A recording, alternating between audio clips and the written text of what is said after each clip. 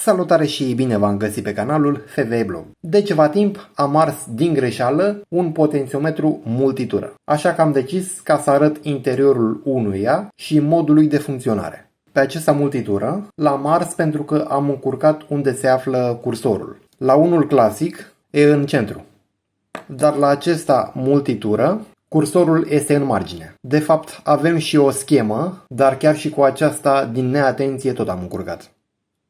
Pentru a-l desface, folosim o șurubelniță. Probabil mergeți ceva mai fin, în caz de nu doriți să deteriorați pe acesta.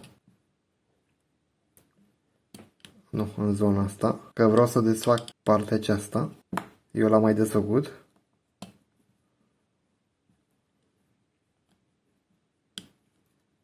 Gata. În interior avem un suport, acesta din margine, în formă de spirală, care ghidează firul rezistiv, bobinat pe el. Firul este cel mai probabil din nichel crom. Partea interesantă este că mecanismul din interior, acea piesă din plastic care se învârte acum, joacă rolul de piuliță. Iar suportul în formă de spirală, cel din margine, ghidează mișcarea, ca un șurub. Practic acesta este cursorul și face atingere de acest inel. Nu v-am spus, acest potențiometru multitură este de 2W ca putere, față de unul cu o singură tură clasic, care e de 125 mW parcă. Să desfacem mai departe acel cursor. Hai să învârtim invers să vedem până unde se duce.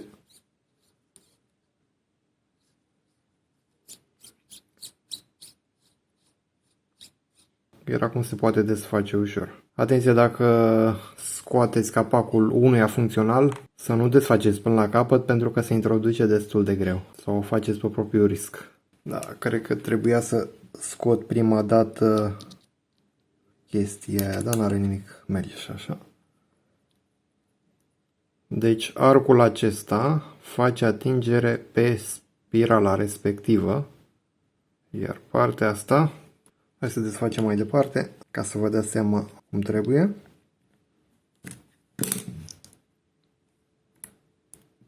Să vedeți mai bine cum e construit în interior.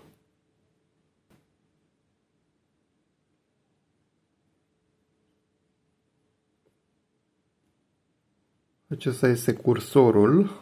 Practic, această chestie din plastic intră așa. Nu intră. Și...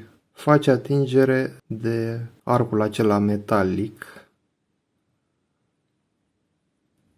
În timp ce se învârte, el se deplasează în sus și jos. Iar zonele acestea, v-am spus că face atingere de inel. Acesta fiind cursorul. O să desfac o parte din această spirală. Vedeți că se scoate foarte ușor. O să tai din ea ca să vedeți la microscop.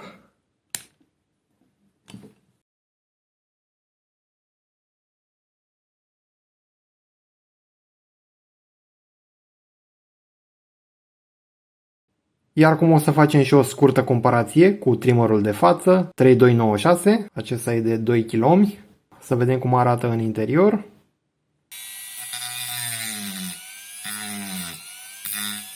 Cam asta se găsește în trimmer. Practic este un semi-reglabil clasic transformat într-unul multitură, folosind un reductor. Cred că cel mai bine o să vă arăt la microscop. Și dacă se vede bine, avem cursorul respectiv, pelicula respectivă din carbon probabil. Practic zona aceasta este precum un potențiometru cu o singură tură, dar se folosește de această rotiță zimțată, aceasta făcând legătura dintre cursor și pelicula respectivă din carbon, iar rotița este învârtită de acel șurub. Practic, în cazul acesta avem un reductor. Cam aici se termină acest clip în care v-am arătat interiorul și cum funcționează un potențiometru multitură, model 3590S.